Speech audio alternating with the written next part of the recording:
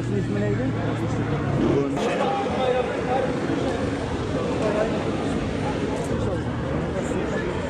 Hamas'a selam, direnişe devam. Hamas'a selam, direnişe devam. Yine katil İsrail, işgalci İsrail, terör devleti İsrail yine Mescid-i Aksa'mıza saldırdı. Maalesef geçen Ramazan ayında aynı faaliyeti sürdürdü. Yine Kurban Bayramı'ndayız. Yine bir bayramı fırsat bilerek maalesef Mescid-i Aksa'mıza saldırdı. Bu saldırıyı kınamak için basın toplantısı düzenleyeceğiz inşallah. Mescid-i Aksa onurumuzdur. Mescid-i Aksa onurumuzdur.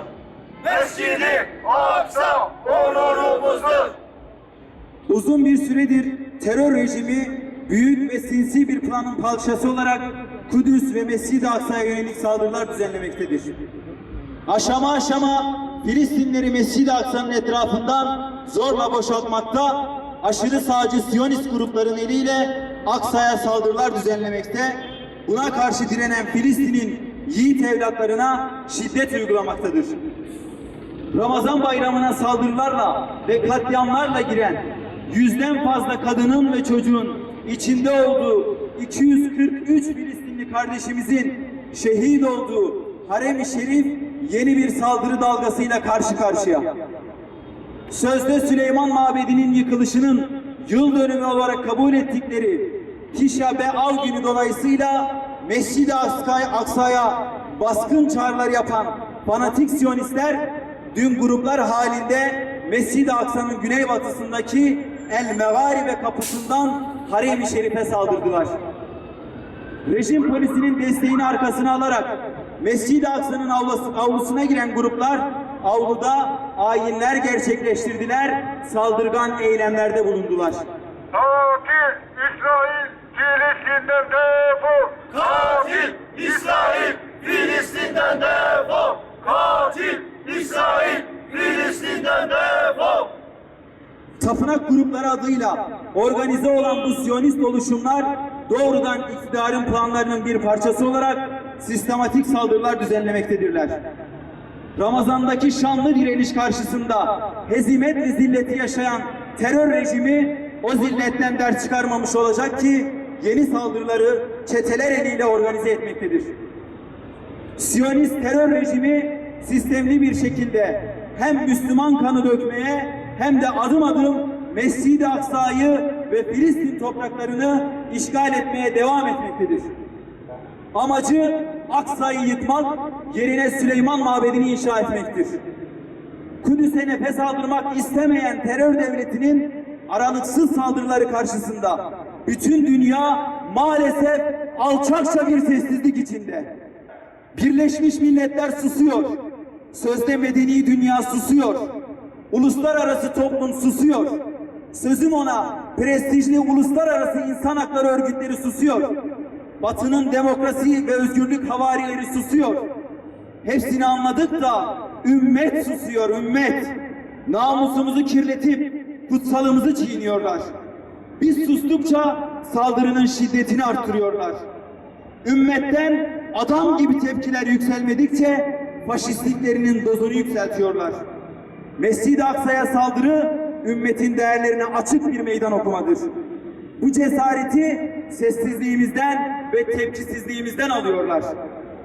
Bin parçaya bölünmüş, kendi içinde birbirine düşman kılınmış bir vaziyette gaflet içinde oyalandığımızı gördükçe daha da pervasızlaşıyorlar. Kudüs'te Şeyh Ahmet Yasin gibi bizi şikayet ediyor Allah'a sustuğumuz için. Kudüs ümmetin çocuklarının desteğini bekliyor. Kudüs Mehmet Akif İnan'ın diliyle sesleniyor bize. Mescid-i Aksa'yı gördüm düşümde. Götür Müslümana selam diyordu. Dayanamıyorum bu ayrılığa. Kucaklasın beni İslam diyordu. Filistin direniyor. Kudüs direniyor. Kudüs'ün, Gazze'nin, Şeria'nın erkekleri, kadınları, çocukları Siyonizme ve işbirlikçilerine karşı ellerinde taşlarla direniyorlar. Filistin halkı şahittir. Allahu Ekber. Tekbir. Allahu Ekber. Tevhid. La ilahe illallah. Kudüs'ün sokaklarında binlerce Şeyh Ahmet Yasinler, binlerce Rantisi, binlerce Muhammed Ayaş direniyor. Filistin'in kadınları AVM kuyruklarında bekleyenlere inat, Aksa'nın kapılarında nöbet tutuyor. Filistin'in çocukları Aksa'nın avlusunda kurşuna gülümsüyor. Filistin'in adamları Allah'a verdikleri sözü tutmak için yarışıyor. Filistin halkı yalnız değildir. Filistin halkı yalnız değildir. Filistin halkı yalnız değildir. Taşladıkları şeytan elbette bir gün yıkılacak. Çünkü Mescid-i Aksa ümmetin ilk kıblesidir. Çünkü Hazreti Ömer'in yadigarı Selahaddin'in mührüdür. Çünkü peygamberlerin mirasıdır. İsrail laftan anlamaz, yalnızca güçten anlar diyen merhum liderimiz rahmetli Erbakan hocamızın bir gün gelecek, İsrail öyle bir tokat atacağız ki bütün hayatı gözlerinin önünden Gazze şeridi gibi geçecek duası elbette gerçekleşecektir inşallah. Tekbir! Tekbir! Allahu Ekber! Tekbir! Allahu Ekber! Tevhid! La ilahe illallah! Terör örgütü İsrail çok yakında nasıl bir inkılaba uğrayıp devrileceğini görecektir. Bir gün gelecek, ayağa kalkacağız ve direneceğiz. Direniş ateşinin bereketiyle gelecek Aksa'nın ve ümmetin kurtuluşu. İşte o gün bugündür. Bugün direniş günüdür. Kesintisiz zulme karşı kesintisiz direniş seferberliği zamanıdır. Filistinli kardeşlerimiz çocuk kadın demeden direnirken bize düşen onların sesi olmak, onlara moral vermek, dünyayı ayağa kaldırmaktır. Onlar susmuyorlar. Biz de kendi şehirlerimizde ve ülkelerimizde susmayacağız. Onlar evlerine girmiyorlar. Mescid-i Aksa'yı terk etmiyorlar. Biz de meydanları terk etmeyeceğiz. Susmayacağız, beklemeyeceğiz. Kesintisiz zulme karşı kesintisiz direneceğiz. Filistin halkı yalnız değildir. Filistin halkı yalnız değildir. Filistin halkı yalnız değildir. Kendi içinde paramparça olan bu rejim, Filistin'in direnişi karşısında iyice afallamış durumdadır.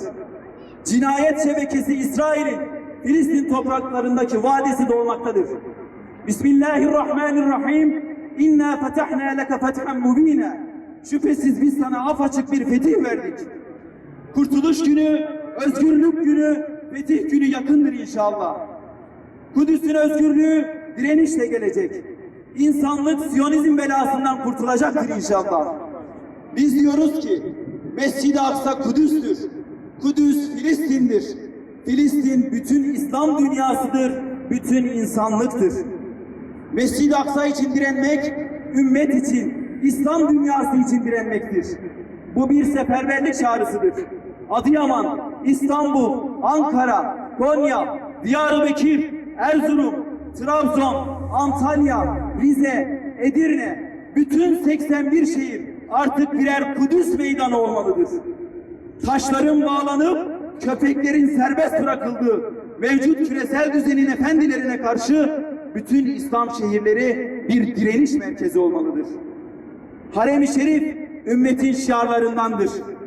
O şiarı korumak için şu anda Filistin'in yiğit kadınları, çocukları, erkekleri Mescid-i Aksa'nın Kral Faysal kapısında, Hutta kapısında, Megaribe kapısında ellerindeki taşlarla, sopalarla bütün dünyayı arkasına almış olan Siyonist çetelere karşı direniyorlar. Mescid-i Aksa ve Kudüs'ün akıbetini yalnızca Filistinlerin omuzlarına yükleyemeyiz.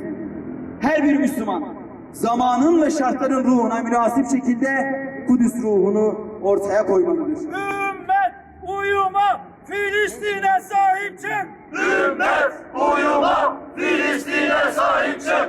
Ümmet uyuma, Filistin'e sahip çık. Müslüman yürekler birleşmiş, Filistin'de fiili bir dua olmuşken bize de kendi şehirlerimizde, meydanlarda kavli dua olmak düşmektedir.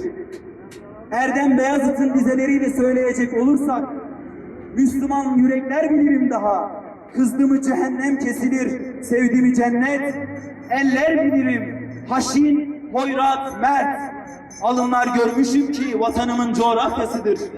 Her kırışı sorulacak bir hesabı, her çizgisi tarihten bir yaprağı anlatır. Kızdığımız Siyonizme cehennemi yaşatacak yiğitler meydanlarda. Aksa seferberliğine koşuyor. Kudüs yiğitlerini bekliyor. Aksa murakıplarını, muhafızlarını, kardeşlerini bekliyor. Tüm Müslüman alemini, fıtratını yitirmemiş tüm insanlığı, Mescid-i Aksa'ya, Kudüs'e, Filistin'e, yani insanlığı...